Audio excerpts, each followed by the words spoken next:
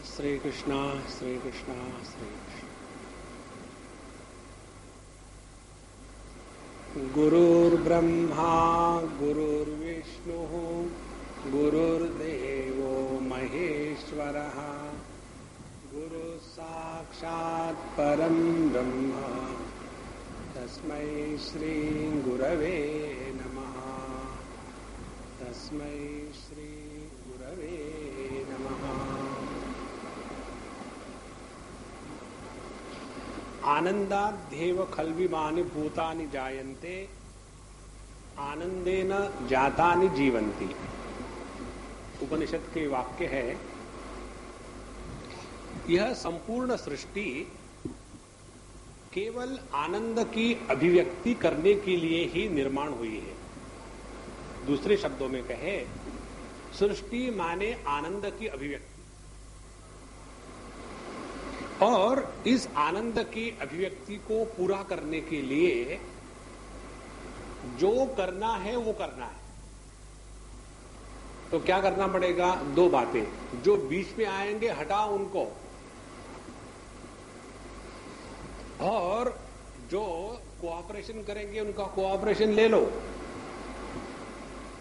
और जीवन का लक्ष्य है उसी आनंद को अभिव्यक्त करना है। भगवान कृष्ण की जो लीला है, इसमें इसका जो सेंटर पॉइंट है, मध्य बिंदु पूरे भगवान की लीला का, हमारे दृष्टि से वो है रास लीला। रास किसको कहते हैं? कल हम कहीं गए थे रात को खाना खाने के लिए, बड़ा आनंद आया। खाने में हमको हमेशा आनंद आता। तो जब वहां खाने के लिए गए तो उन्होंने मतलब स्वामी जी कुछ बोली। हमने कहा भाई खाने के पहले तो मैं एक ही बात कह सकता हूं कि खाना अच्छा है, दूसरा क्या बोल सकता हूं? बोले नहीं, कुछ भगवान की बात बताइए। हमने कहा कि देखो, अन्न ब्रह्म से बढ़कर के कोई ब्रह्म नहीं है। तो हम जब अन्न की बात कर रहे हैं, भगवान की बात कर रहे हैं। तो खाना पीना खा लिया, फिर कहते हैं कि स्वामी जी भगवान के रास के बारे में कुछ बताइए, क्योंकि कल शरद पूर्णिमा थी और भगवान ने शरद पूर्णिमा के दिन रास लीला करी थी, तो इसके बारे में कुछ बताइए। हमने उनको 3 वाक्य में बताया। उनको गुस्सा भी आया और हमको मजा आया। हमने कहा देखो, जब हृदय का रस बाहर निकलता है तब उसको रास कहते हैं, और जब हृदय का पस बाहर निकलता है तब उसको राख कहते हैं। अब देखो, अपने हृदय में रस है कि पस है, और यदि अपने हृदय के रस को बाहर ले आओ तो रास लीला अखंड चल रही है। और यदि अपने हृदय में रहने वाले पस को निकालो तो सुबह से शाम तक है वाह वाह वाह। मनुष्य होकर के भोंकना, दूसरे के अधिकार को छीनना है। देखो महाराज, तो भगवान की जो लीला है उसका मध्य बिंदु है यह रास लीला का प्रसंग। और इस रास लीला को करने के लिए भगवान ने तैयारी शुरू कर दी थी जब उन्होंने अवतार ग्रहण किया था, तब से। भगवान के अवतार का कारण क्या है? तो हम लोगों ने भगवत गीता में पढ़ के रखा है, रख दिया है, छुआ नहीं उसको। तो पढ़ के रखा है, परित्राणाय साधूनां विनाशाय च दुष्कृताम् धर्म संस्थापनार्थाय संभवामि युगे युगे। तो साधु संतों का परित्राण क्या है? जिसके द्वारा साधु संत जिंदा रहते हैं, वो है आनंद। अभी हम ऑस्ट्रेलिया से आए कांगारू से मिलकर के।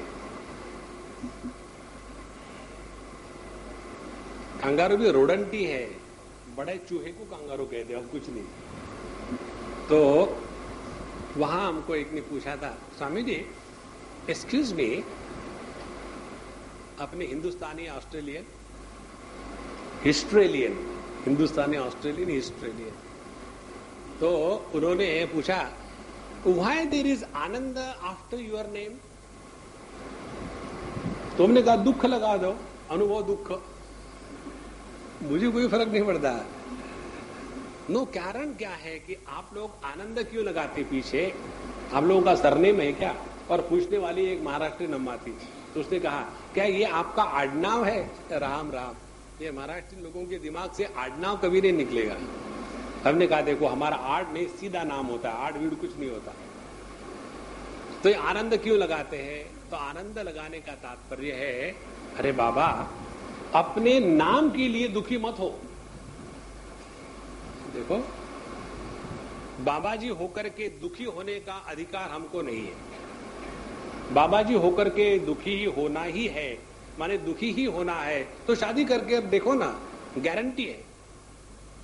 इसीलिए भगवान ने इस जगत में अपने हृदयस्थ आनंद को अभिव्यक्त करने के लिए इस कृष्ण अवतार का प्रादुर्भाव हुआ है, दूसरा कोई प्रयोजन नहीं। तो उसमें क्या क्या करना है? तो पहले हमको ये हृदय में निश्चय कर लेना है, संकल्प कर लेना है जो भगवान ने किया था। हमारे संत ज्ञानेश्वर महाराज के अमृतानुभव की आखिरी ओवी है, उसमें कहते हैं वो कि यह संपूर्ण विश्व जो है भगवान के आनंद का त्योहार है, उत्सव है। तो जब कोई उत्सव आता है तो आदमी बोर करके नहीं बैठा रहता। अभी हम जब आ रहे थे सिंगापुर से तो वहां हैप्पी दिवाली, चारों तरफ ऐसा उत्सव बना हुआ है, बड़ी बड़ी कमानें बनाई हुई है, फूल है, पेड़ है, पौधे है, वहां फव्वारे आ रहे चारों तरफ से और हैप्पी दिवाली। तो यह जो जीवन हमको मिला है वो सेलिब्रेट करने के लिए मिला है। और जहां व्यक्ति के हृदय में ये बात पक्की बैठ गई कि जब तक इस जिंदगी में हम हैं तब तक के केवल आनंद को ही अभिव्यक्त करेंगे, तो धीरे धीरे जो पस है वो सूख जाएगा और फिर रस बाहर आने लगेगा। और इसीलिए भगवान ने अवतार के समय अपने ही हृदय में पक्की बात मानो बना ली कि हम तो भैया यहां आनंद को अभिव्यक्त करने के लिए आए हैं और उसके लिए जो भी करना है करो। तो उन्होंने तैयारी शुरू कर दी। सबसे पहला मूल कारण था कंस। कंस का अर्थ है, कंस माने ब्रैकेट, जो हर चीज को तोड़ता है उसको कंस कहते हैं। सबके साथ मिलना नहीं, अपना छोटा सा एक दायरा बना लेना, ये मेरा वो तेरा। उस बाबा जी के पास मत जाओ, उसके पास मत जाओ, सिर्फ मेरे ही पास आ जाओ और पैसे लेके आना। आपके हृदय में वैराग्य को जागृत करने के लिए हम सब पाप उठा रहे हैं। इसलिए यह जो कंस वृत्ति है यही हमारे जीवन के दुख का मूल कारण है। जहां हमने इस कंस वृत्ति को ठीक किया तो उसके जो कार्य है, कंस के कार्य कौन थे? पूतना थी, अघासुर था, बकासुर था और जितने भी राक्षस आकर के भगवान कृष्ण को मारने वाले थे, ये यही परिच्छिन्न दृष्टि के बच्चे हैं। देखो, जहां हमने अपने आप को परिच्छिन्न मान लिया तो उसके बाद उसके बच्चे पैदा शुरू हो गए। कल हमने इंटरनेट पर एक बढ़िया जोक सुना, पढ़ा, उसमें लिखा था after 35 should A lady produce children? So the doctor said 35 is enough. उससे ज्यादा रे बहुत हो गए 35, और उससे और कितने पैदा करोगे? तो अपने आप को परिच्छिन्न स्वीकार करने के बाद उस परिच्छिन्नता की जो संतान है उनका नाम है काम, क्रोध, लोभ, मोह, मद, मात्सर्य, ईर्ष्या, घृणा, लज्जा, जुगुप्सा, इसका कोई अंत नहीं। तो यही जो कंस मूल कारण है अपने हृदय के आनंद को, अभिव्यक्ति को रोकने का, उस कंस का नाश करना है। देखो, और उस कंस का नाश तब होगा जब ये कंस के पोते बच्चे जो है, परिच्छिन्नता के कारण जो अनेक कार्य उत्पन्न हुए हैं, वे सभी काम, क्रोध आदि पहले उनको सत्यानाश करना पड़ेगा, उनको नष्ट करना पड़ेगा। तो कोई व्यक्ति ये कल्पना करे कि I want to conquer my ego, ego को पेंडिंग रखो। पहले अपने हृदय में रहने वाले जो काम, क्रोध, लोभ, मोह, मद, मात्सर्य है, पहले उनको जीतो महाराज, तब जाकर के रस की निष्पत्ति होगी। जिसके हृदय में काम, क्रोधादियों का तूफान पड़ा हुआ है, ऐसे व्यक्ति के हृदय में आनंद की अभिव्यक्ति नहीं होगी। इसीलिए पहले भगवान ने अपनी लीलाओं में इन सभी दुष्ट प्रवृत्तियों का नाश कर दिया। असंग शस्त्रेण दृढ़ेन छित्त्वा। लेकिन इन सबको मारते समय भी भगवान के हृदय में किसी के प्रति घृणा नहीं थी। ध्यान से सुनना, हमको भले अपने हृदय में आनंद को अभिव्यक्त करना है, और यदि पूतना जैसी कोई जहरीली वस्तु सामने आ जाए और उसको यदि मारना पड़े तो भी उसके प्रति प्रेम होवे, माने प्रेम से मारो, घृणा से नहीं। और भगवान का प्रेम क्या था? उसको मारने के बाद भगवान ने उसको अपने में समा लिया। देखो, तो दो बातें आ गई भगवान की इस लीला में कि जो दुष्प्रवृत्तियां हैं उनको मार करके ये समझ लेना है कि प्रत्येक प्रवृत्ति मुझसे ही प्रारंभ होती है। इसीलिए प्रत्येक प्रवृत्ति को मारने के बाद भगवान ने अपने में समा लिया है। काम की प्रवृत्ति भी हमसे ही है और निष्काम की भी प्रवृत्ति हमसे ही है। राग भी हमसे ही निकलता है और प्रेम भी हमसे ही निकलता है। घृणा भी हमसे ही निकलती है और क्षमा भी हमसे ही निकलती है। तो जितना हम अपना ध्यान इन सब वृत्तियों के तरफ समझदारी के साथ रखेंगे तो दुष्प्रवृत्ति का नाश करने के बाद दुष्प्रवृत्ति के प्रति मन में घृणा नहीं होगी। अन्यथा एक दुष्प्रवृत्ति को नाश कर दिया और उस दुष्प्रवृत्ति के प्रति मन में घृणा निर्माण हो गई तो ये तो ऐसा ही हुआ, झाड़ू लगाया फैन ऑन करके। आज सुबह मैं वही कर रहा था, इसलिए मुझे ताजा ताजा याद। तो फिर देखा कि पूरे कमरे में इक्वली डिस्ट्रीब्यूट हो गया है, समूहम सर्वभूतेषु। तो अपने आप में रहने वाले आनंद को अभिव्यक्त करने की जो प्रक्रिया है वो है भगवान की लीला। तो उन्होंने अनेक प्रकार की दुष्प्रवृत्तियों का नाश करते करते करते सबको जीत लिया। करना क्या है? अल्टीमेटली एक ही करना है, सबको जीत लेना है। किसी को साम दाम दंड भेद कोई बात नहीं, जीत लो पहले। यदि अपने जीवन में आनंद को अनुभूत करना है तो सब हमारे साथ होवे। किसी का भी त्याग करके आनंद की परिपूर्णता नहीं होती। बहुत महत्व की बात है। और इसलिए भगवान अपनी इस लीला को आगे बढ़ा रहे हैं। हम लोग 23वें अध्याय में आए थे, उस प्रसंग को शॉर्ट पे देखेंगे, फिर आगे चलेंगे। 23वां अध्याय। गोपाहा ऊचुहु राम राम महावीर्य कृष्ण दुष्ट निवर्हण एषा वै बाधते क्षुन्नस्त शांतिम कर्तुमर्हतः।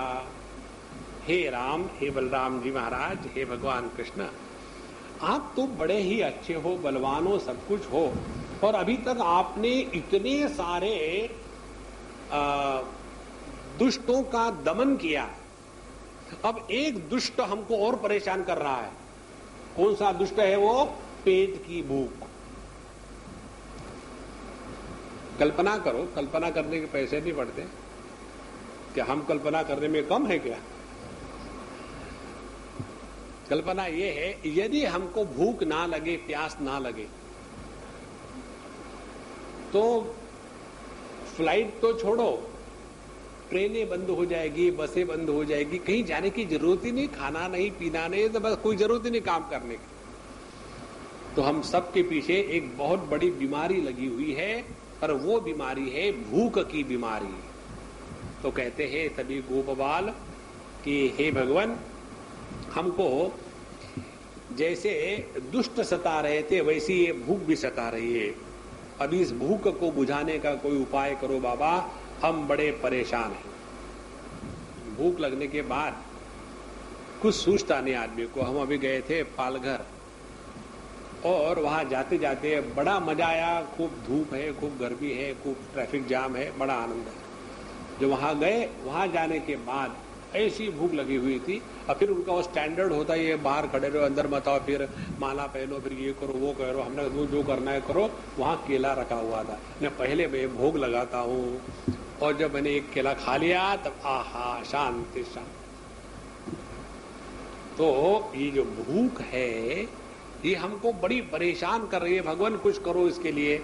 तो भगवान ने कहा कि देखो, ये समय आया है किसी का और का उद्धार करने का, किसी पर अनुग्रह करने का। जब हमारे जीवन के प्रत्येक अनुभूति को हम इस प्रकार से ग्रहण करेंगे कि इसके माध्यम से भगवान हम पर अनुग्रह कर रहे हैं, तो भूख भी साधना बन जाती है। देखो, ये ग्वाल बालाओं को भूख लगी थी, और भूख लगाने वाला कौन है? अहम वैश्वानरो भूत्वा प्राणिनाम देहमाश्रितः। वही कन्हैया लाल अंदर बैठ करके चाबी घुमा दी, चाबी घुमा दी, सभी को भूख लग गई। तो भूख के रूप में वही परमात्मा है। तो जहां उन्होंने इस भूख को देखा, भगवान से प्रार्थना करी कि भगवान भूख लगी है, तो उन्होंने सोचा कि चलो अब यहाँ जो ब्राह्मण पत्नियां हैं उनके ऊपर अनुग्रह करने का समय आ गया। तो पहले उन्होंने जितने दुष्ट प्रवृत्तियां थी उनका नाश किया। उसके बाद जो गोप बालक और गोपियां थी और उनके जो माता पिता थे, उनको भिन्न भिन्न प्रकार की लीला से जीत लिया। अब ये तो हो गए सब नीचे दर्जे के। अब आ जाते हैं संस्कृति के रक्षक। संस्कृति के रक्षक होते हैं ब्राह्मण लोग, और वो अपने आप को इस प्रकार से समझ के रखते हैं कि बस उनके ही कारण पूरी दुनिया चल रही है। ये संस्कृति के रक्षकों के बारे में हम आपको एक बात बताते हैं, नाम नहीं बताएंगे, बात बताएंगे। एक बार हम कहीं थे और हमारे साथ कुछ बच्चा लोग भी थे, और हम लोग वहां बैठे। हमारे लेक्चर के बाद हमने कहा भाई सबको खिलाओ, कुछ बॉडी भूख लगी है। और हम लोग ऐसे बिखर गए। कोई स्कूटर पर बैठा है, कोई बाइसिकल पर बैठा है, कोई जमीन पर बैठा है, कोई एक दूसरे पर ऐसा लटके हुए हैं। जवान बच्चे 12वीं क्लास के। और हमें स्कूटर पर बैठ करके हमने भाई यही ले आओ, बड़ा बाहर का माहौल अच्छा है, यही खाएंगे, यही ले आओ। तुरंत वहां एक संस्कृति के रक्षा करने वाली समिति वहां आ गई। स्वामी जी महाराज, ये अपने संस्कृति के विपरीत है, और ऐसे जो होते हैं शुद्ध हिंदी बोलने वाले, मुझे उनसे बड़ा डर लगता है। माने कहीं उसमें अंग्रेजी शब्द आ गया, उर्दू शब्द आ गया, तो अपने देश का धर्म का नाश हो गया। भगवान जाने कब होगा समझ ठीक। तो उन्होंने आकर के कहा कि स्वामी जी, इस प्रकार के प्रवृत्ति से हमारे संस्कृति की हानि होने की अपेक्षा है। हमने कहा आपने जो कहा कि किसी को भी समझ में नहीं आया। तो ऐसा बोले जो किसको समझ में नहीं आए, क्या काम का? संस्कृत देव भाषा है, बहुत बढ़िया है, देवों को ही समझ में आती, आदमी को नहीं समझ में आती। खामो खाम उसके चक्कर में मत पड़ना। नहीं रक्षति डुक्रुम करणे। अच्छा महाराज, तो जब उन्होंने ऐसा कहा कि आप ऐसा बैठ के खाएंगे तो संस्कृति की हानि होगी। हमने कहा भाई देखो, आप हमको चैलेंज कर रहे हो, हमने जितने शास्त्र पढ़े उतने आप नहीं पढ़े, ठीक बात है? बोले हाँ ठीक बात है। हमने कहा अभी तक हमको कहीं भी रेफरेंस नहीं मिला कि स्कूटर पर बैठ करके अन्नपान करने से धर्म की हानि होती है। तो ये जो संस्कृति की रक्षा करने वाले थे, उनकी जो पत्नियां थी, उनके ऊपर अनुग्रह करने के लिए भगवान ने कहा कि देखो ग्वाल बालो, आप चले जाओ, मैं कहता हूं इसलिए, और जाकर के ब्राह्मणों को करना, वो वहां यज्ञ कर रहे हैं। और सत्र मांगी रसम नाम या सते स्वर्ग काम्यया, उन्होंने अंगिरस नाम का यज्ञ शुरू किया है स्वर्ग की इच्छा से, और इसीलिए वहां जाकर के उनको कहो कि हमने भेजा है और हमको बड़ी भूख लगी है, खाने को कुछ दे दो। तो ये बेचारे सब ग्वाल बाल पहुंच गए, नमस्कार चमत्कार हुआ और सब बात बताई।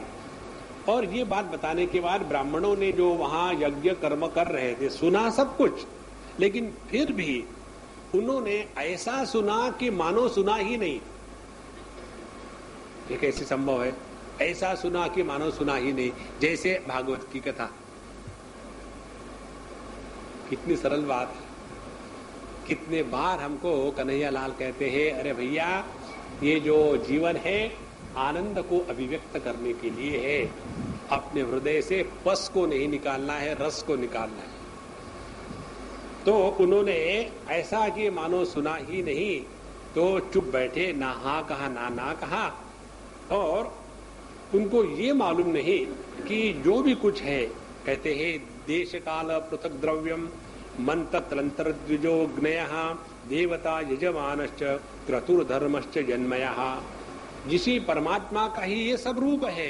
देश काल कर्म अग्नि मंत्र तंत्र देवता यजमान, ये सभी के सभी रूप में एक ही परमात्मा अभिव्यक्त हो रहा है। लेकिन इनके हृदय में स्वर्ग की कामना थी। कामना चाहे कोई भी रहे, वो कामना ही हमको गलत कार्य पर लगा देती है। चाहे इस मृत्यु लोगों की एक क्षुद्र कामना रहे या स्वर्ग लोग के प्राप्ति की कामना रहे, वो हमको परमात्मा से विमुख करती है। हमको यदि परमात्मा का स्मरण करना है, दर्शन करना है, तो उसके लिए एक ही उपाय है, और वो ये है कि अपने हृदय से कामना को हटा डालो।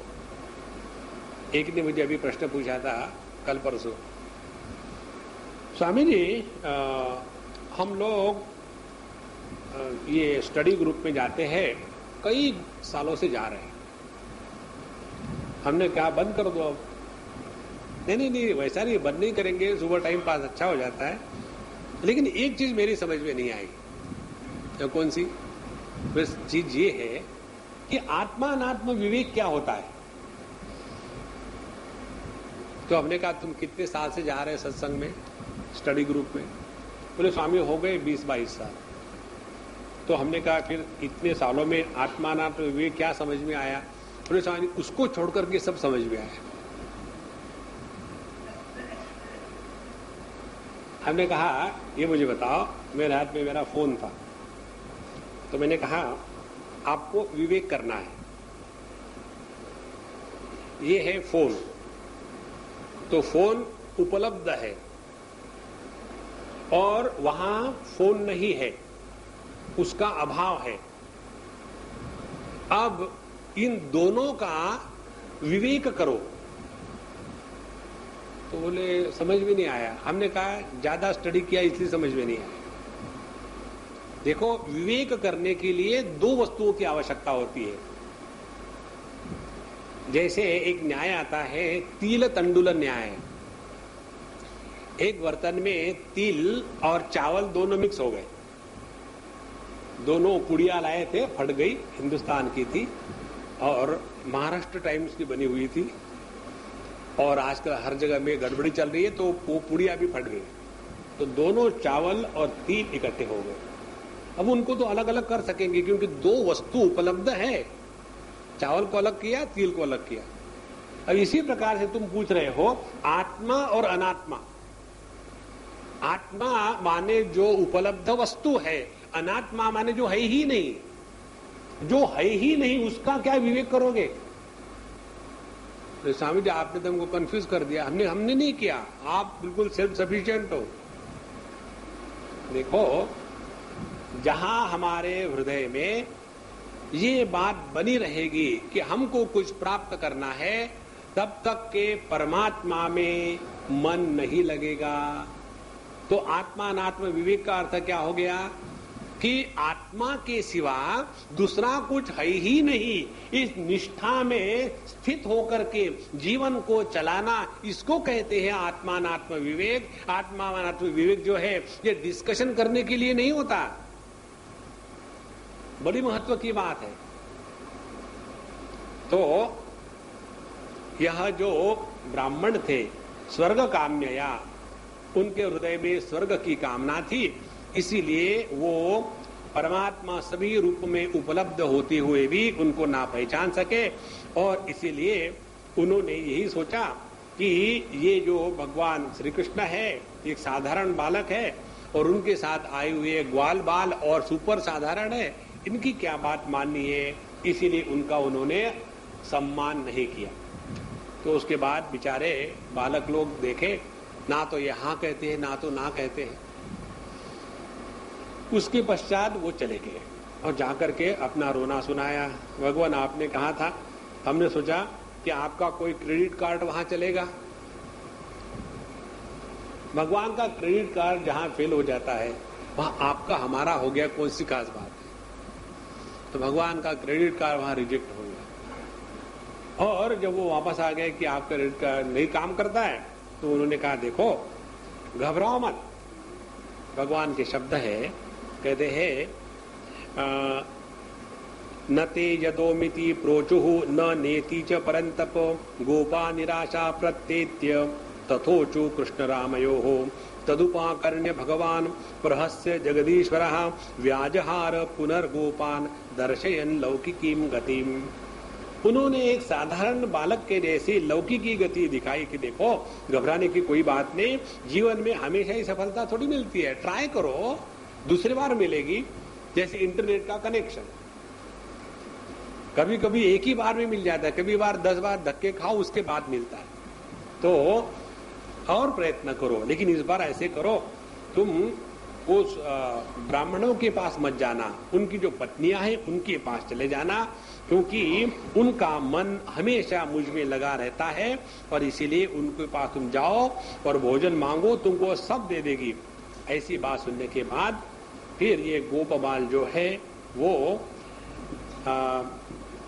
पत्नीशाला में गए। वहां जाकर देखा तो सभी की सभी पत्नियां बड़ी सज धज करके गहनों के साथ, सुंदर सुंदर कपड़ों के साथ बैठी थी, और यहां जाकर के गोपबालों ने प्रणाम किया। पिछले बार हम यहां तक आए थे। पिछले बार कौन से युग की बात है? ये त्रेता युग की बात है। हाँ फिर ठीक है, क्योंकि बीच में कितने जन्म आके चले गए, और ऐसे तो अनेक जन्मों में हमने अनेक कथाएं सुनी है। तो आकर के उन्होंने प्रणाम किया द्विज पत्नियों को और उनको कहा कि भैया हमारी ये बात मानो, ऐसी ऐसी बात है, हम बड़े दूर आ गए बलराम जी और कृष्णा, और सबको भूख लगी है, हम उनके साथ कुछ खाने को दे दो। तो वो ब्राह्मण पत्नियां कई दिनों से भगवान की अनेक लीलाओं गुणों का गान सुनती थी और उसका चिंतन करती थी। ध्यान से सुनना, भगवान की उम्र इस समय ज्यादा नहीं है, 8-9 साल के ही है भगवान अभी तक। तो उन्होंने इतनी सारी बातें भगवान के बारे में सुन ली थी, तो वो इतनी उतावली हो गई कि उन्होंने कहा कि चलो ये तो सबसे बढ़िया बात है कि भगवान के दर्शन मिलेंगे। इसीलिए उन्होंने जितना खाना वहां लाए थे यज्ञ में देने के लिए, अपने पतियों को, भाइयों को, बहनों को, सबको खिलाने के लिए, सबका सब चारों प्रकार का खाना, चारों प्रकार का माने सबका सब वेजिटेरियन। पहली बात, जो वैष्णव यज्ञ होते हैं ना, उसमें मांस की बलि नहीं होती, केवल घास की बलि होती है। जो मांस बलि यज्ञ है वो तमोगुण प्रधान है, और जो सत्वगुण प्रधान यज्ञ है उसमें मांस की बलि नहीं होती। तो उन्होंने जितने 4 प्रकार के अन्न लाए थे वो सभी के सभी बर्तनों के साथ लेकर के, और वहां से ना तो उन्होंने किसी को पूछा, क्योंकि किसी को पूछो तो वो ना कहेंगे, उनको मालूम था। देखो, व्यक्ति को ये विवेक होना चाहिए कब किसी से क्या पूछे और कब किसी से क्या नहीं पूछे। गलत समय में जाकर के गलत आदमी से गलत बात पूछो और बाद में रोते रहो, उसके पहले कर डालो, फिर बाद में देखा जाएगा। देखो, ये बहुत बढ़िया टेक्निक है। तो ये टेक्निक अम्माओं को सिखाने की कोई जरूरत नहीं, मैं बेचारे आदमियों को बता रहा हूं। तो उन्होंने ना किसी को पूछा ना कुछ किया, अपने आप ही पहुंच गए। और पहुंचने के बाद उन्होंने जब यमुना जी के तट पर भगवान कृष्ण को देखा तो अशोक वन में बालों से घिरे हुए भगवान श्री कृष्ण इधर उधर घूम रहे थे। उनके सांवले शरीर पर सुनहरा पीतांबर था और गले में वनमाला लटक रही थी और मस्तक पर मोर पंख का मुकुट है। अंग अंग में रंगीत धातुओं से चित्रकारी कर रखी है। नए नए कोपलों के गुच्छे शरीर में लगाकर नट सा वेश बना रखा है। एक हाथ अपने ग्वाला के कंधे पर रखे हुए, दूसरे हाथ में कमल का फूल नचा रहे हैं। कानों में कमल के कुंडल है, कपोलों पर घुंघराली अलकी लटकी हुई है और मुख कमल मंद मंद मुस्कान की रेखाओं से प्रफुल्लित हो रहा है। भगवान की ये छवि उन सभी ब्राह्मण पत्नियों ने देखी। और यहाँ सुखदेव जी महाराज कहते हैं, परीक्षित, अभी तक तो उन्होंने भगवान की केवल इस सुंदरता का, गुण का, लीला का केवल कानों से ही सुन करके अपने मन को उनमें लगा लिया था। अब उन्होंने उसी भगवान को नेत्र के मार्ग से अपने हृदय में उतार लिया और मन ही मन वो भगवान का एकदम प्रगाढ़ आलिंगन सी करने लग गई। और ये वैसा ही है, यहाँ उन्होंने बड़ा सुंदर दृष्टांत दिया है, वैसा ही है जैसे हमारी जो वृत्तियां हैं जगत को आलिंगन करती है आनंद प्राप्त करने के लिए, लेकिन वहां उनको परिपूर्ण आनंद नहीं मिलता। तो सभी की सभी वृत्तियां प्राज्ञ में सुषुप्ति अवस्था में जब एक हो जाती है तब उनको अखंड आनंद मिलता है। उसी प्रकार से अभी तक केवल भगवान कृष्ण की लीला सुनते सुनते उसी में जो रमण करने वाली गोपियां थी, ब्राह्मण पत्नियां थी, उन्होंने भगवान का साक्षात दर्शन करने के बाद वैसे ही आनंद का अनुभव किया जैसे सभी की सभी वृत्तियां अपने अधिष्ठान में जाकर के सुषुप्ति अवस्था में शांत हो जाती है। उस आनंद में विक्षेप नहीं है। यह विक्षेप रहित स्वाभाविक जो आनंद है अपने प्रियतम के दर्शन से होता है। उसके पश्चात कहते हैं कि हे परीक्षित, भगवान तो सबको सब कुछ जानने वाले, सभी की बुद्धियों के साक्षी है। जब उन्होंने देखा कि ये ब्राह्मण की पत्नियां अपने भाई बंधु पति पुत्र इनके रोकने पर भी सभी सगे संबंधियों के विषयों की आशा छोड़ करके मेरे दर्शन की लालसा से मेरे पास आ गई, तब उन्होंने कहा कि कैसे कहा, अपने चेहरे पर मुस्कान रखते हुए, स्वागतम वो महाभागा आस्यताम करवाम किम यन्नो दिदृच्छया प्राप्ता उपपन्नमिदम हि वहा। कि हे महाभाग्यवती देवियों, तुम्हारा स्वागत है, आओ बैठो, हम तुम्हारा कैसा स्वागत करें। तुम लोग हमारे दर्शन की इच्छा से यहाँ आए हो और यह जिसके हृदय में प्रेम होता है उसके लिए स्वाभाविक ही है। और जितने भी जगत में अपनी भलाई समझने वाले बुद्धिमान पुरुष हैं, वे अपने सबसे बड़ा जो प्रियतम है परमात्मा में उसका ही प्रेम करते हैं और किसी की कामना नहीं रखते। और इसलिए उनके जीवन में किसी प्रकार का व्यवधान, संकोच, छिपा, दुराव, द्विविधा, द्वैत नहीं होता। प्राण बुद्धि मनस्वात्मा दारापत्य धनादय जब संपर्कात प्रिया आसन ततः कोन्व परहा प्रियः। भगवान कहते हैं इस जगत में हमारा प्राण बुद्धि मन शरीर स्वजन स्त्री पुत्र धन संसार की सभी वस्तुएं जिसके कारण हमको प्रिय लगती है वह परब्रह्म परमात्मा मैं श्री कृष्ण हूँ। मुझसे बढ़कर के और जगत में प्रेम करने जैसी वस्तु क्या है। ये जो भगवान का मैं है ये एक्चुअल मैं है, और हम लोगों का मय है वो वर्चुअल मय है। यह जो भगवान की लीला है वर्चुअल मय को एक्चुअल मय में लीन करने की लीला है। तो उन्होंने इस प्रकार से कहा कि तुम मेरे प्रेम के कारण यहाँ आई हो, ये तो एकदम उचित ही है।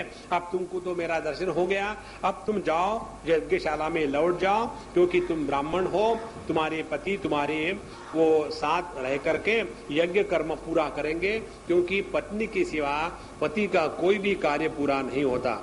इसीलिए पतियों को ये कभी नहीं लगना चाहिए कि वो बड़े 30 मार का है, पत्नियां कुछ कम नहीं। जी मेरे कहने का तात्पर्य नहीं है, पतियों की पूर्णता पत्नियों के कारण होती है, ये कहने का तात्पर्य। तो ब्राह्मण पत्नियों ने कहा भगवान से,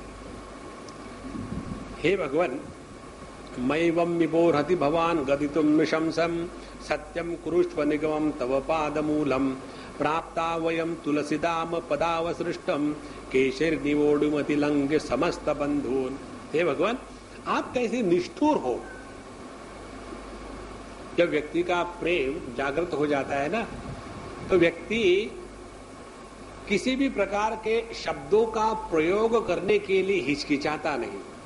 हमको कई बार फोन आते हैं और ईमेल भी आती है। एक बार फोन आया मुझे किसी का, स्वामी जी आप कब आए? हमने कहा 10-15 दिन हो गए। 10-15 दिन हो गए, मुझे एक बार भी नहीं फोन किया।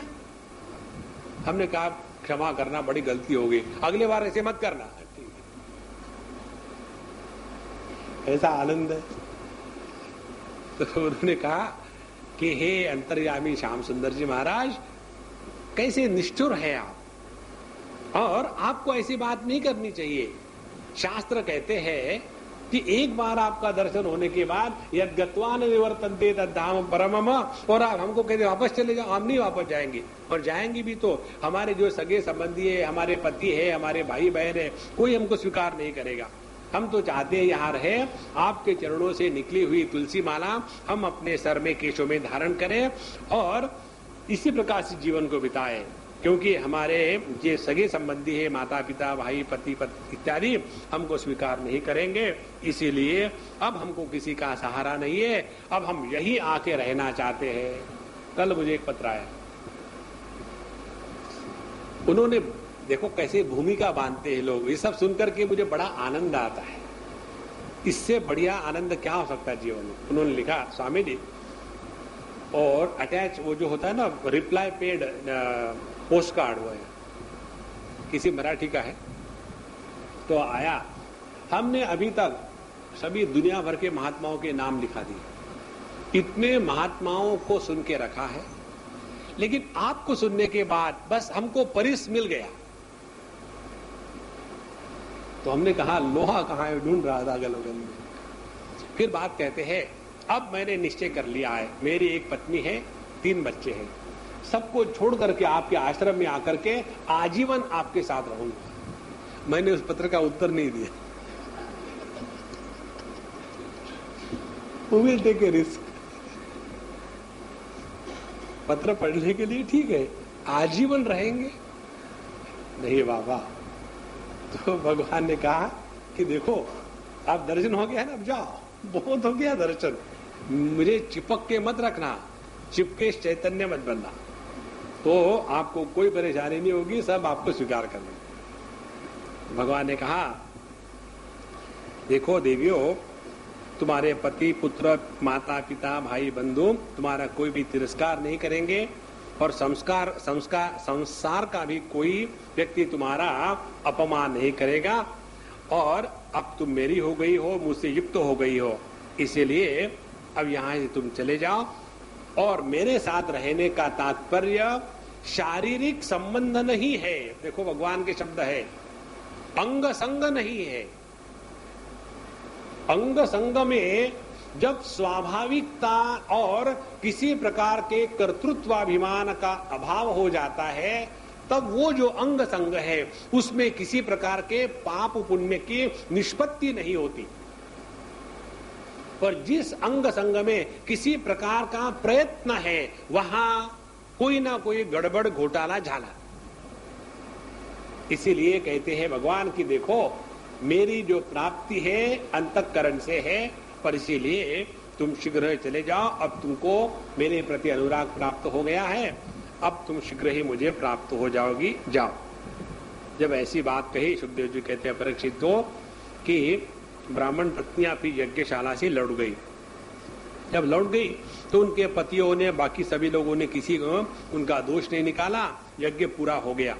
लेकिन एक ऐसी ब्राह्मण पत्नी थी, उसके पतिदेव ने उसको पकड़ के रखा था, नहीं जाना माने नहीं माने जाना, प्रेस्टीज इशू। कई पतियों का प्रेस्टीज इशू बड़ा जबरदस्त होता है, तो नहीं जाने दिया। तो उन्होंने जितना भगवान के बारे में सुन के रखा था उसी के चिंतन में वो इतनी मग्न हो गई और उसी में उन्होंने सब बंधन को काट करके भगवान के साथ वो मिल गई। देखो ये जो तड़प है ना भगवान के प्राप्ति की, वो और तीव्र हो जाती है कब? जब हमको परेशान करने वाले और बढ़ जाते हैं तब। देखो बहुत महत्व की बात है। आप समझो पानी को बहुत ऊंचा ले जाना चाहते हो और आपका पाइप है 2 फुट चौड़ाई का, उसका डायमीटर, तो कितना पानी लगेगा? बहुत लगेगा। तब जाकर के पानी तो उतना ही है, उसका प्रेशर बढ़ाना है तो क्या, उसको दबाना शुरू कर दे पाइप को, और यदि वो एकदम आधा इंच पौना इंच हो गया तो वही पानी उतनी ही प्रेशर से बहुत ऊपर चला जाएगा। तो बाहर का जो दबाव है वो जीवन की कठिनाइयां है। तो जितनी जीवन में कठिनाई आएगी, कठिनाई क्या होती है? कठिनाई वो होती है जगत की कोई भी वस्तु व्यक्ति हमारे कहने के अनुसार नहीं चलती, ये हम उसको कठिनाई समझते हैं, लेकिन असल में यही हमारे लिए साधना का कक्ष है। तो जितना पब्लिक हमको परेशान करेगी, समझ लेना भगवान ने सबको टाइट करना शुरू कर दिया है, ताकि हमारी जो भगवान प्राप्ति की इच्छा है वो तीव्र होकर के उच्च स्थिति पर पहुंच जाए। तो यहाँ इस ब्राह्मण पत्नी का जो एक पत्नी का चरित्र आता है वो ये बताने के लिए कि जितने हमारे जीवन में कष्ट आते हैं वो हमको भगवान के पास ले जाते हैं। कभी ये मत समझ लेना किसी ने अपमान किया, किसी ने लांछन लगाया, किसी ने गालियां दी, ये सभी की सभी बातें हमको जगत से उपराम करके परमात्मा के पास पहुंचाने में बहुत ही मदद करती है। अब आप देखो, जब आप सत्संग के लिए कहीं जाना हो, पहली बार सत्संग के लिए गए हो, तो उस समाज व्यक्ति वो कहीं ना कहीं धक्का लगता है, चोट लगती है, कुछ होता है, बताएंगे नहीं एवरीथिंग इज फाइन, बट अंदर में बटिंग शुरू हो गया। और उसके बाद फिर जला चक्कर लगा के आते, बाबा जी लोग क्या कहते हैं? तो बाबा जी लोग यही कहते हैं, दुनिया को बदलने का प्रयत्न मत करो, अपने आप को बदलो। जितना हम अपने आप को बदलने का प्रयत्न करेंगे उतने हम परधर्मो भयावहा, भगवद गीता के 3 अध्याय में भगवान ने कहा है, स्वधर्मे निधनम श्रेयः परधर्मो भयावहा। परधर्म क्या है? दूसरे का धर्म। हमको किसी से कुछ नहीं लेना देना, अपने जीवन का प्रत्येक क्षण अपने हृदय का निर्माण करने में लगाना है। और जिसके हृदय का निर्माण होगा वह व्यक्ति अपने आप को बदल रहा है, और जो अपने आप को बदल रहा है वही साधक है। हमको दुनिया से कुछ लेना नहीं, कुछ देना नहीं। कुछ दिन पहले की बात है, हम ऑस्ट्रेलिया में थे, तो हमको पूछा, स्वामी जी आप का आश्रम कहाँ है, आप क्या क्या कार्य करते हैं? हमने कहा देखो हमारा ना तो आश्रम है, हम कुछ कार्य करते नहीं। बोले हम कुछ देना चाहते हैं, हमने दे दो किसी को, हमको मत देना। बोले क्यों? हमने कहा हमने एक नियम ले लिया है, हमको किसी का भला नहीं करना।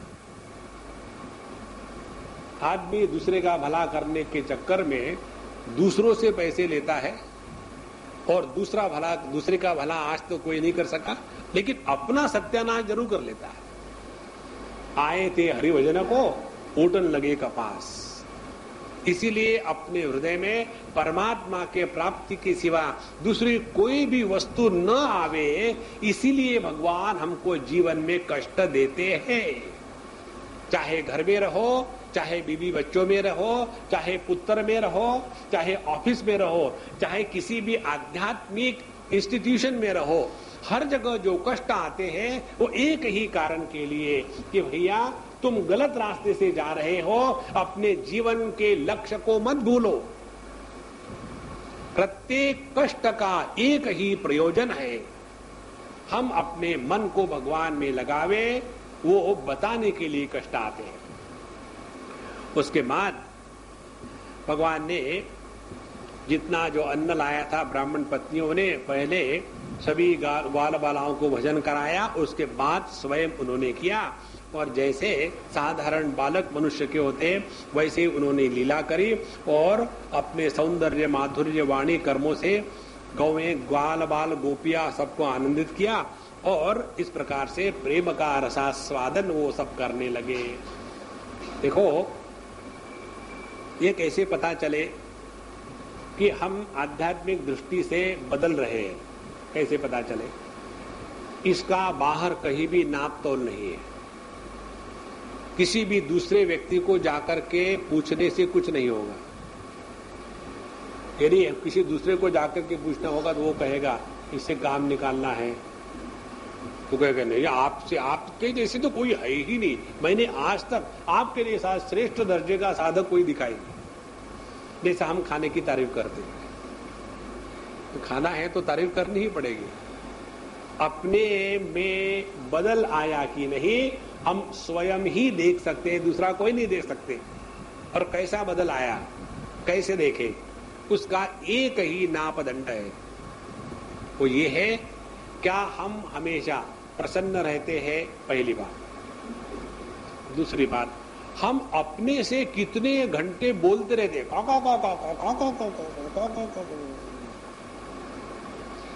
देखो जब दूसरे से हम ज्यादा बोलते हैं तो लोग हमारे मुंह पर एक चांटा लगा के चले जाते हैं। लेकिन हमने आप ही के लिए कहा था, Who told you? Keep quiet. हाँ, अब हमारा मन हमसे ही बोले जा रहा, भागोगे, कहां भागोगे? और इसीलिए आदमी पागल हो जाता है। इसीलिए अपने आप को शांत रखे, शांत रखे। जितने अंतःकरण में शांति होगी उतनी बाहर प्रसन्नता होगी। जिसके अंतःकरण में तूफान है वो बाहर से शांत रहने का नाटक कर सकता है, लेकिन धोखा देता है अपने आप को। पब्लिक के सामने है करके घूमना स्टेज की बात है, लेकिन अपने हृदय में नित्य निरंतर प्रसन्नता शांति यदि असल में है तो वो जो आनंद की अनुभूति है वही असली अपने साधना में प्रगति का लक्षण है। नहीं तो स्वामी जी जब तक के हम सत्संग सुनते हैं ना तब तक के मुझे कोई डाउट नहीं रहता, और सत्संग खत्म हो गया तो डाउट के सिवा कुछ नहीं रहता। तो ये गड़बड़ घोटाला क्यों है? इसीलिए सत्संग में आकर के उधारी का धंधा है। हम दूसरे की कार में बैठ के जाए और दिखाए कि हाँ लेटेस्ट मॉडल, तो लेटेस्ट मॉडल सत्य बोला है, लेकिन मेरा है कि दूसरे का, ये थोड़ी बताया है ना। कल मुझे प्रश्न पूछा था एक लड़का, स्वामी जी मैंने बहुत साधना का प्रयत्न किया है लेकिन साधना होती नहीं। हमने कहा देखो, प्रयत्ने वाळूचे कणर गड़ता तेल ही गड़े, एक आपकी मराठी में कहावत है कि मेहनत करो और बालू के कण को रगड़ो तो तेल निकलेगा। बोले स्वामी जी ये तो संभव ही नहीं है, ये गलत कहना है। हमने कहा तुमने समझा गलत है। क्या कहा है उसमें कि वो बालू के कण लेके रगड़ो तेल निकलेगा, लेकिन किसका निकलेगा ये थोड़ी बताया है। जो रगड़ने वाला है उसका निकलेगा। देखो यह जो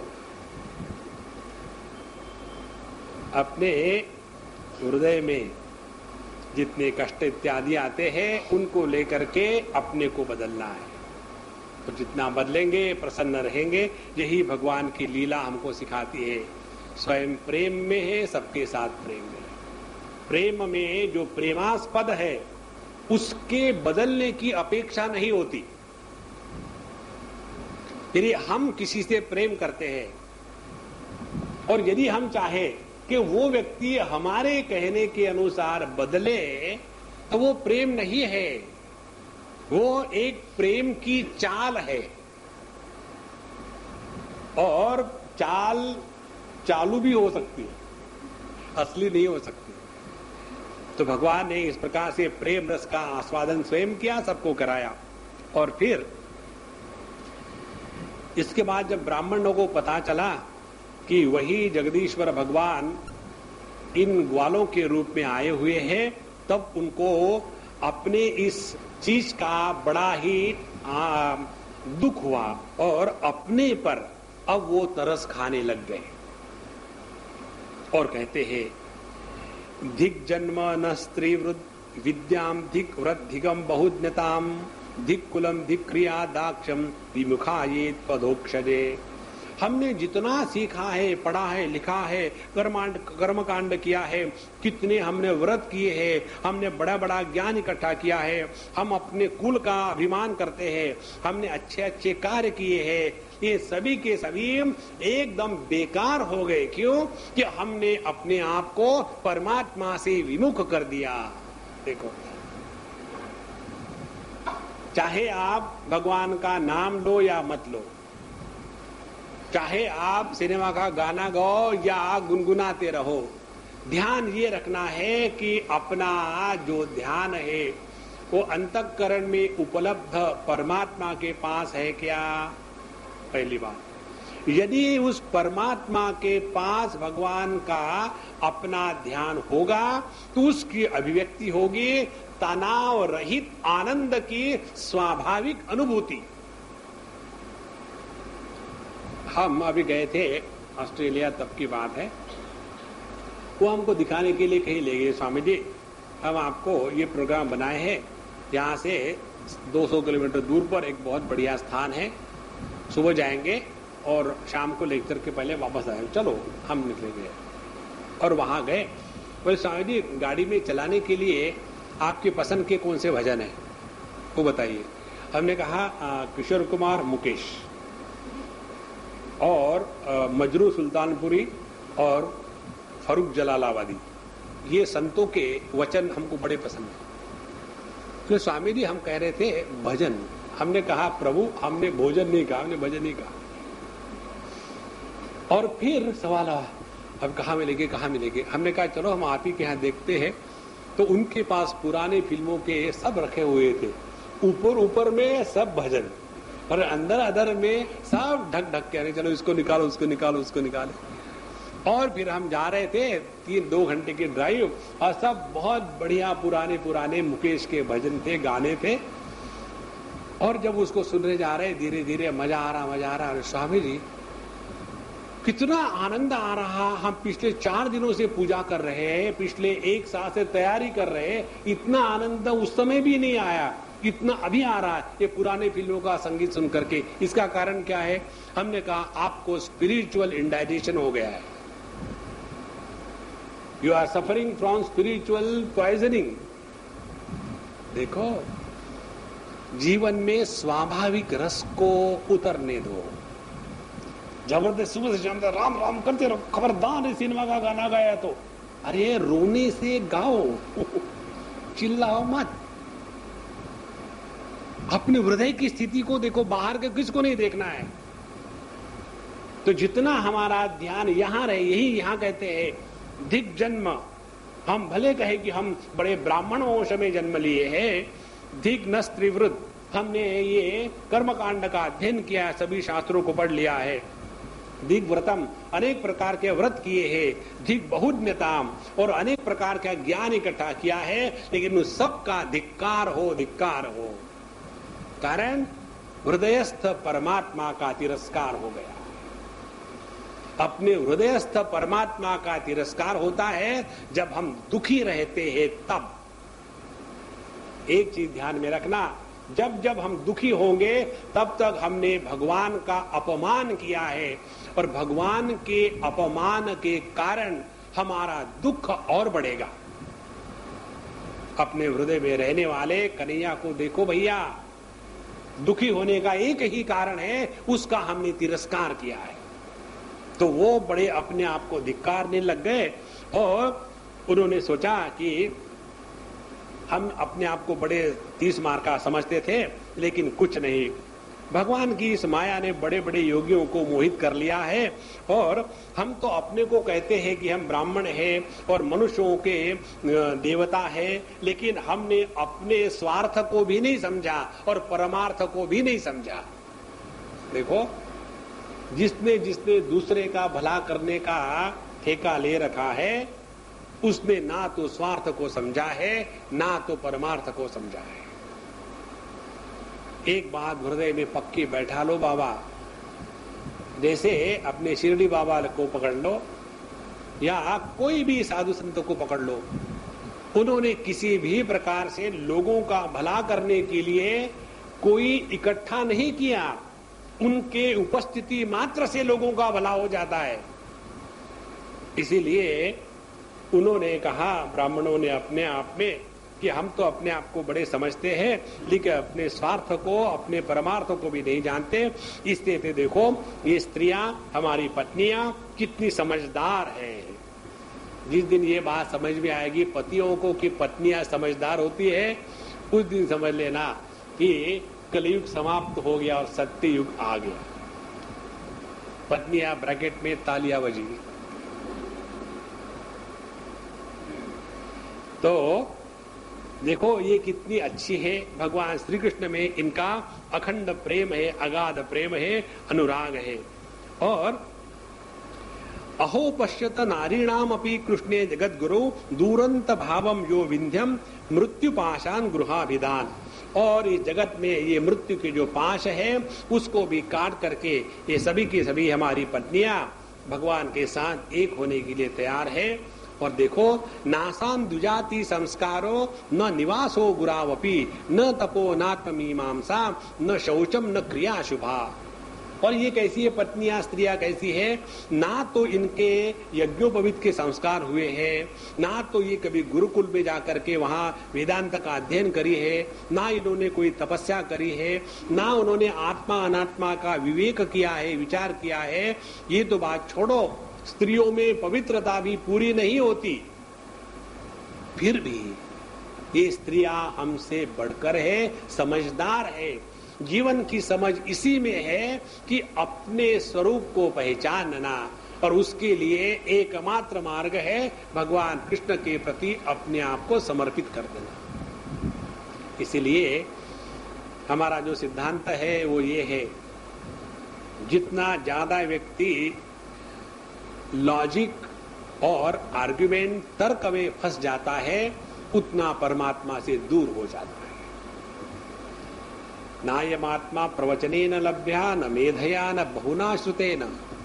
परमात्मा की प्राप्ति लेक्चरबाजी से, डिस्कशन से नहीं होती। भगवान रमण महर्षि कहते थे हमेशा, सबसे श्रेष्ठ मनन होता है मौन की भाषा से।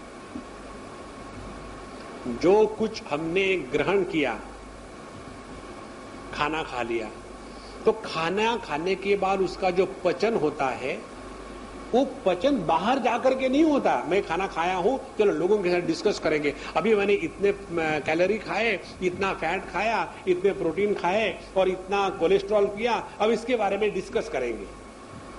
हाँ, उसी प्रकार से जो तत्व का चिंतन है, ये बाहर की जगत में नहीं होता, ये अंतःकरण में होता है। इसीलिए मौन से बढ़कर के मनन की कोई श्रेष्ठ भाषा नहीं है। अन्यथा ये जो एक दूसरे के साथ डिस्कशन करके जो बातें होती है ना, उसमें केवल जिसको भगवान ने बोलने की क्षमता दी है वो तो बोलते जाएगा, बोलते जाएगा, बोलते जाएगा, और बाकी के बिचारे कहेंगे कि बिचारा इतना बोले जा रहा है, लेकिन हमको कुछ समझ नहीं आ रहा। देखो, जो समझाने वाला होता है उसको जब ये समझ में आता है कि अगले को समझ में नहीं आया तो बड़ा आनंद आता है। उसको कि जिसको समझ में आ गया, अपने समझाने से कोई नहीं समझता। तो ये जो ब्राह्मण पत्नियां हैं बड़ी सुखी है। इसीलिए इन्होंने समस्त योगेश्वरों के ईश्वर पुण्य कृत्य भगवान श्री कृष्ण के चरणों में अपने प्रेम को दृढ़ता से लगा दिया। और हमने अपने संस्कार के लिए गुरुकुल में निवास किया, तपस्या करी, आत्मानुसंधान किया, पवित्रता का निर्वाह किया, अच्छे अच्छे कर्म किए, लेकिन ये सब करने के बाद भी भगवान के चरणों में हमारे हृदय में प्रेम जागृत नहीं हुआ। देखो, अपने जीवन का तात्पर्य केवल एक बात में है, और वो है हृदय में प्रेम की गंगा बहने लगे, जिसके कारण हृदय में प्रेम की जागृति होती है, वह आध्यात्मिक जीवन। और जिसके कारण हृदय का प्रेम सूख जाता हूं, ना सूखा करता हूं ना गीला करता हूं, जिसके कारण अपने हृदय का प्रेम सूख जाता है, वह साधना नहीं है, वह साधना का कार्टून है। इसलिए उन्होंने फिर सोचना शुरू कर दिया अपने आप में। देखो, भगवान ने स्वयं इन ग्वाल बालाओं के माध्यम से हमको सचेत करना चाहा कि देखो, हे ब्राह्मणों, तुम्हारे सभी कर्मों के फल के रूप में मैं ही तुमको भिक्षा मांगने के लिए आया हूं, लेकिन हमने उनको नहीं समझा और उनको हमसे मांगने की क्या जरूरत थी। स्वयं लक्ष्मी जी ने सबको छोड़कर के जिनके चरणों के पास चली आई, ऐसे भगवान को किसी से याचना करने की क्या जरूरत थोड़ी है। देवता यजमानश्च कर्तु धर्मश्च जन्मयः देश काल पृथक द्रव्यम मंत्र तंत्र द्विजोग्नयः। जितने भी मंत्र देश काल सामग्री है, ये सभी के सभी उसी भगवान के ही रूप है। ऐसे योगेश्वर भगवान श्री कृष्ण विष्णु इस यदुवंशों में अवतीर्ण हुए हैं। हमने बात सुन तो रखी थी, लेकिन हम इतने मूढ़ थे कि हमने उनको माना नहीं। देखो, हमको आज के जमाने में देखो तो कितने ऐसे संत महात्मा आज भी उपलब्ध है इस पृथ्वी पर, जिनमें परमात्मा के जैसे ऐश्वर्य की कोई कमी नहीं। जैसे आप भगवान श्री कृष्ण का पूरा जीवन ले लो तो उसमें चमत्कारों के सिवा दूसरा कुछ नहीं है। एक 3 महीने का बच्चा एक छकड़े को अपनी लात मार करके नीचे गिरा देवे, ये चमत्कार ही है। तो ऐसे भगवान कृष्ण के चरित्र को सुन करके परोक्षता से स्वीकार करके हम उनको तो भगवान मानने के लिए तैयार है, लेकिन आज के तारीख में इसी पृथ्वी पर जो अनेक साधु संत हैं, जिनमें भगवान का ऐश्वर्य संपूर्ण रूप से उपलब्ध है, जिनको हम देखते हैं सुनते हैं, फिर भी विश्वास नहीं करते। यही बात उस समय भी हुई थी कि हमने भगवान के इस सब चीज को सुन के रखा था, लेकिन हम कितने मूढ़ हैं कि हम उनको नहीं पहचान सके। अहो वयम धन्यतमा येषाम नस्तादृशी स्त्रियः भक्त्या यासाम मतिर्जाता अस्माकम निश्चला हरो। सबसे बढ़िया बात तो एक ही है हमारे जीवन में, हमारी पत्नी अच्छी है। देखो, उन्हीं के कारण तो हमारा मन अब भगवान के चरणों में लग जाएगा, क्योंकि हम इन पत्नियों के पति है तो हमको कुछ ना कुछ तो फेवरेटिज्म मिल ही जाएगा। इसलिए उन्होंने अपने इस गलती को बहुत सोचा और कहते हैं कि हम तो ये कर्मों के ही चक्कर में फंसे हैं, ये करना वो करना है, लेकिन भगवान को भूल गए हैं। हे भगवान, हमने आपका बड़ा अपराध किया है, आप हमको क्षमा कर दीजिए, और हम तो अज्ञानी हैं, हमको कोई समझ में नहीं आता। आपकी माया ने ही हमारे बुद्धि को मोह लिया था। इस प्रकार से ब्राह्मण लोग अपने आप में चर्चा कर रहे थे। आखिरी में कहते हैं इति स्वागम अनुस्मृत्य कृष्णे ते कृतहेलनाः दिदृक्षवोप्यच्युतयोः कंसात् भीता न चाचलन। ये इस प्रसंग का महत्व का श्लोक है आखिरी। इस प्रकार से उन्होंने खूब अपने अंतःकरण में ग्लानि महसूस करी, लेकिन उन्होंने फिर भी जाकर के भगवान के चरणों पर अपने मस्तक को नहीं रखा। कारण क्या? कंसात भीतात, क्योंकि उनके हृदय में कंस के प्रति डर लगा हुआ था। कंस का डर क्या है? लोग क्या कहेंगे यदि मैं सबके सामने इतनी भीड़ भाड़ में जाके खड़ा रहूंगा, तो लोग कहेंगे अच्छा ये भी यहाँ आते हैं, माने इनका स्टैंडर्ड इनसे कम है। देखो महाराज, कंस जो है कि हमने अपने आप को अनेक प्रकार के दायरों में बांध के रखा है।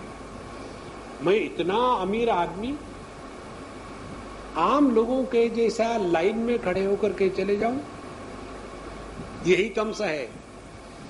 जब चले जाते हैं किसी तीर्थ क्षेत्र में और वहां जाने के बाद फिर वहां तो गधे घोड़े एक लाइन में, और जब वहां रहने के लिए स्पेशल कमरा नहीं मिला, अटैच नहीं मिला, परमात्मा से अटैचमेंट नहीं, यदि अटैच बाथरूम नहीं मिला तो यद गत्वा न निवर्तन्ते, फिर हम नहीं जाएंगे वहां अगले बार। यह जो कंस है, परिच्छिन्नता के अभिमान को कंस कहते हैं। इसी के कारण व्यक्ति परमात्मा के प्रति समर्पित नहीं हो पाता। यही भय है कि हमने जो अपनी एक फिगर बना के रखी है, मैं अमुक अमुक हूं, और अपनी जो फिगर बना के रखी है उसको लेकर के समाज में हम घूम रहे हैं, और सबके सामने जो मैं पहले कहता था कि मैं विश्वास नहीं रखता हूं, अब मैं ही वहां जाऊं तो लोग क्या कहेंगे। इसीलिए छुपके अपने घर में पुस्तकें पढ़ेंगे, लेकिन पब्लिक को नहीं दिखाएंगे। क्यों? कि ये कंस का भय है। देखो भैया, अपने आप को भगवान के प्रति समर्पित करना है तो 2-3 बातें सीख लो। एक, निशंक हो जाओ। दूसरी, निष्काम हो जाए। और तीसरी, निर्लज्ज हो जाए। जिसमें लज्जा पड़ी हुई है कि आई फील लिटिल ऑकवर्ड, तो फिर ऑकवर्ड ही रहोगी जिंदगी भर में। तो यह जो कंस का भय था, कंसात भीता न चाचलन, इसी के कारण वो भगवान के दर्शन के लिए नहीं गए। अब इसके बाद अगला प्रसंग शुरू होता है। बहुत ही सुंदर प्रसंग है। 24वां अध्याय, इंद्र का यज्ञ का निवारण।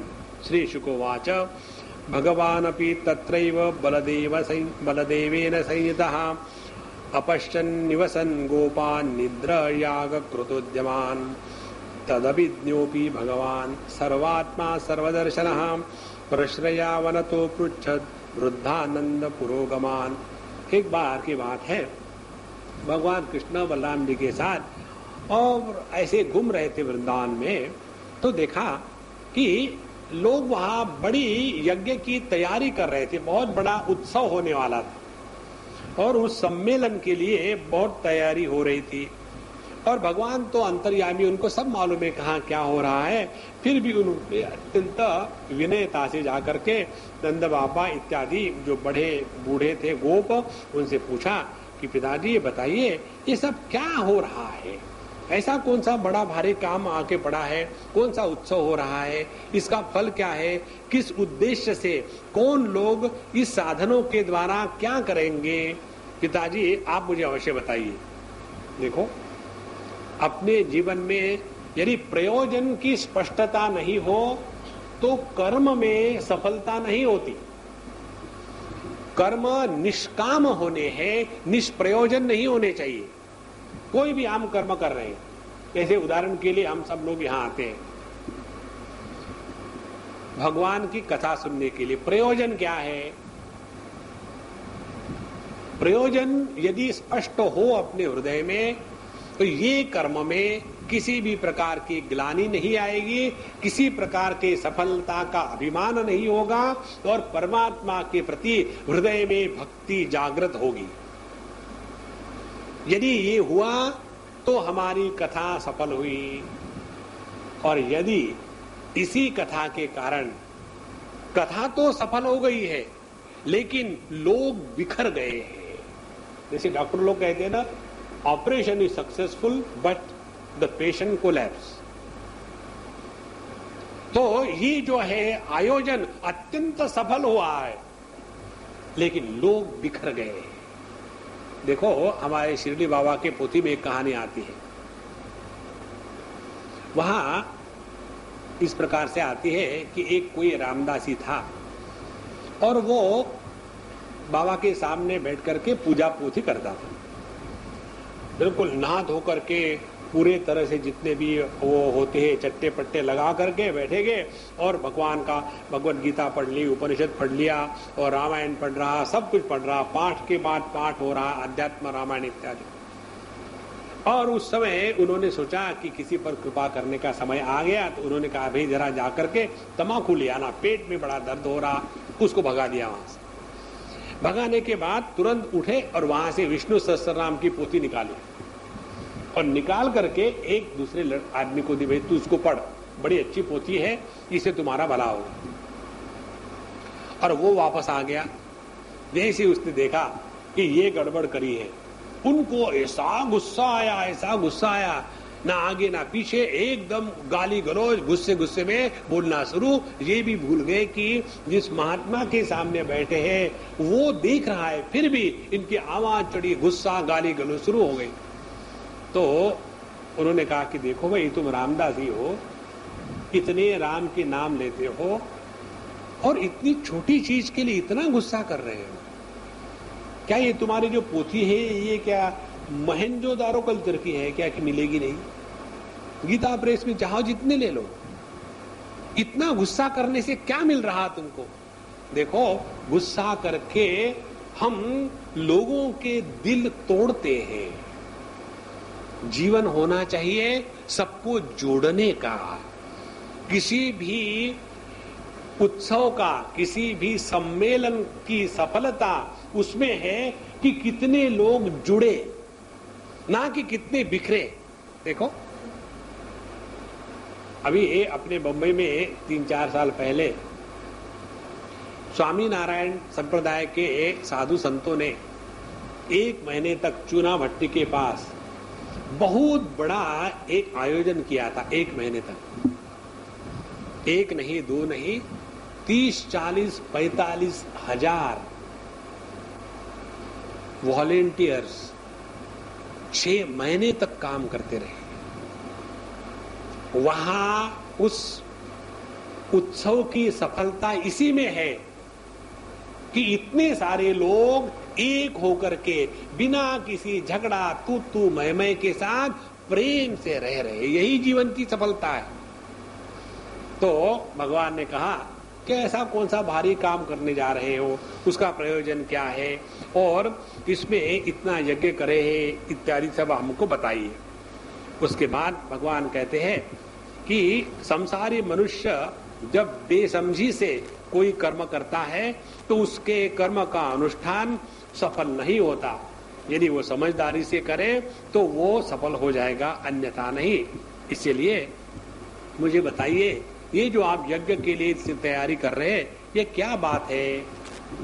तो भगवान के इस प्रश्न को लेकर के नंद बाबा ने कहा, नंद उवाच, कहते हैं कि पर्जन्यो भगवान इंद्रो मेघस्तस्यात्ममूर्तयः तेभि वर्षन्ति भूतानां प्रीणनं जीवनं पयः तम तात वयं मन्ये च वार्मुचां पतिमीश्वरं द्रव्येस्तद्रे तसा सिद्धिः जजन्ते क्रतुभिर्नराः।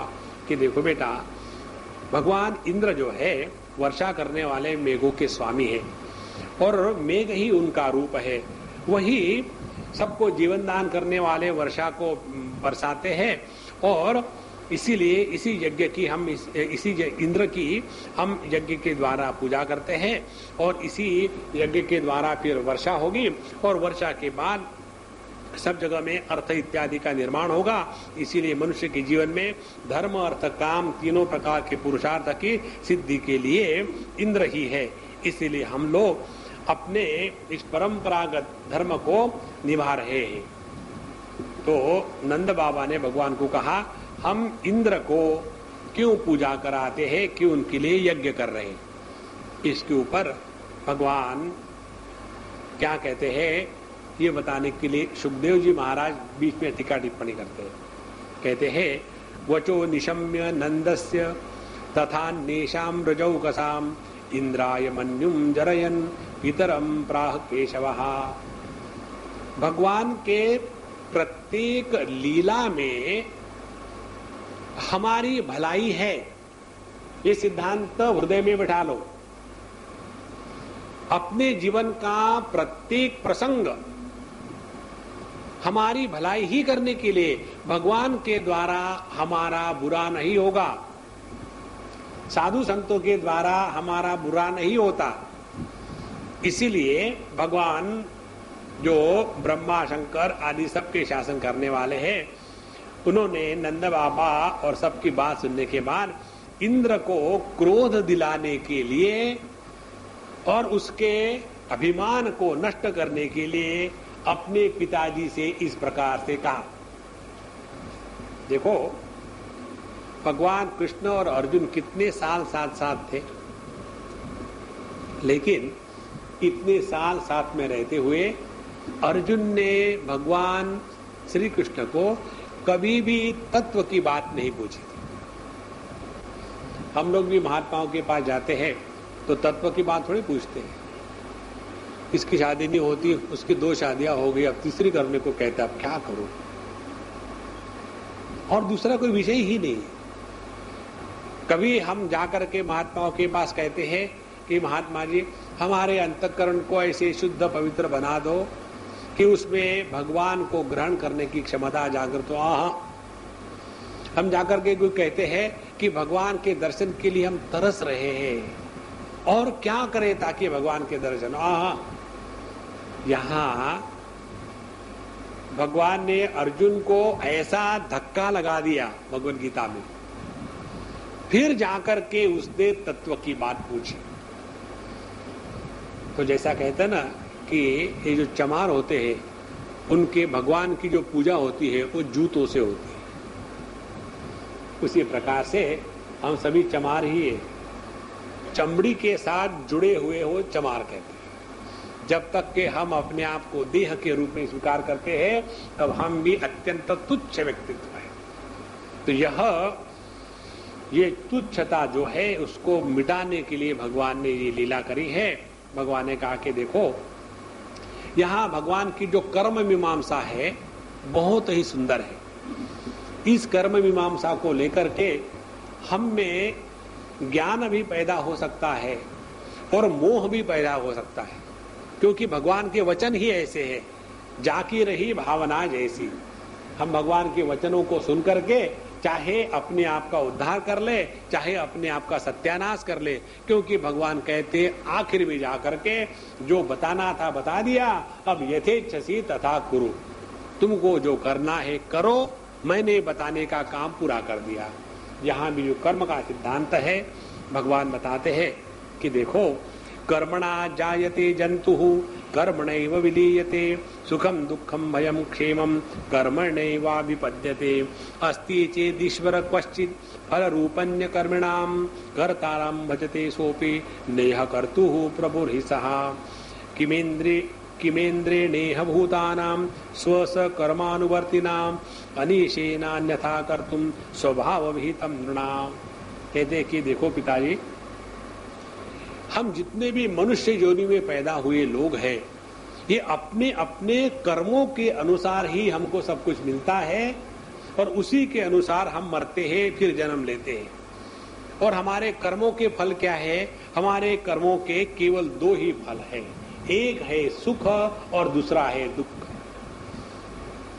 व्यक्ति को दुखी होने के लिए गरीबी होनी आवश्यकता नहीं है। अमीर आदमी बड़ा हाई स्टैंडर्ड का दुखी होता है, लग्जूरियसली मिजरेबल। और सुखी होने के लिए भी बड़ी अमीरी की जरूरत नहीं, झोपड़पट्टी में रहने वाला भी सुखी रह सकता है।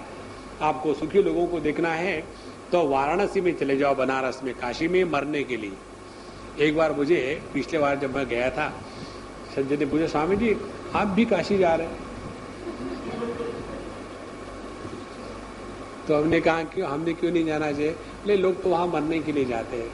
हमने कहा प्रॉब्लम तो ये है, काशी में मृत्यु को मार दिया पब्लिक ने, वहां जाके मरते कहाँ हैं, फिर तैयार होके वापस आते हैं।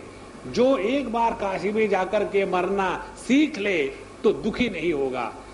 हमारे काशी के जितने लोग हैं, बनारस के, वहां जाकर के देखो कितने मस्त रहते हैं, पान खाते हैं और एकदम उनकी दिन भर की ये रंगोली चलती, चारों तरफ देखो। यह जो आनंद है जीवन का, ये हमको अपने कर्मों के अनुसार मिलता है। सुख दुख की प्राप्ति कर्म के अनुसार है। उसी प्रकार से भय और मंगल ये भी कर्म के निमित्त से ही है, कर्म के फल के निमित्त से। इसीलिए यदि हमको सब कुछ जो मिलना है कर्म फल के अनुसार मिलना है, तो उसके अनुसार हमको मिलेगा ही। उसमें इंद्र को किसी दूसरे को बीच में खींचने की क्या जरूरत है? और यदि कोई उसको बीच में खींचने वाला आ ही गया तो क्या वो हमारे कर्मों को बदल सकता है? कोई नहीं बदल सकता। यदि उसको हमको अपने कर्म के फल ही देने हैं तो दे देगा, उसके पीछे लगने की क्या जरूरत है? इसीलिए अपने कर्मों को सुधारे, अपने जीवन को सुधारे, ये भगवान बता रहे। इसके बाद का जो सूक्ष्म भाग है उसको हम कल देखेंगे।